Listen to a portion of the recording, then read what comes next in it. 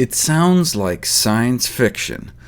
A bacteria in a vial of dirt taken from a mysterious island, creating a compound that prolongs life. And not in the traditional medical sense. Thanks to advances in modern medicine, we are living longer, but we're doing it by lengthening the morbidity phase. In other words, we live longer but sicker lives.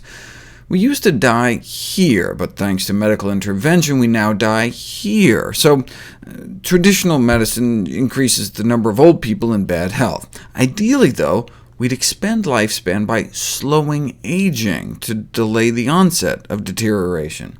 And that's what this appears to do. They called it rapamycin, named after Easter Island, known locally as Rapa Nui. It inhibits an enzyme they called TOR, which stands for target of rapamycin, which may be a master determinant of lifespan and aging. The action of TOR has been described as the engine of a speeding car without brakes. Rather than thinking of aging as slowly rusting, a better analogy may be a speeding car that enters the low-speed zone of adulthood and damages itself because it does not and cannot slow down. Why don't living organisms have brakes?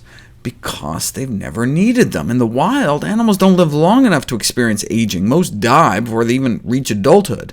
Just a few centuries ago, life expectancy in London was less than 16 years old. Therefore, living beings need to grow as fast as possible to start reproduction before they die from external causes.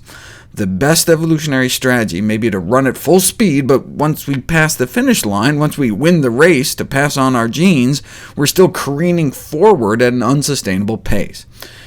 Thanks to this enzyme, TOR, which in our childhood is an engine of growth, but in adulthood can be thought of as an engine of aging. Nature simply selects for the brightest flame, which in turn casts the darkest shadow. Sometimes, though, in our youth, our bodies need to turn down the heat. When we were evolving, there were no grocery stores. Periodic famine was the norm, and so sometimes even young people had to slow, or they might never even make it to reproductive age. So we did evolve one braking mechanism. The way caloric restriction extends lifespan appears to be mainly through the inhibition of TOR. When food is abundant, TOR activity goes up, prompting the cells in our body to divide.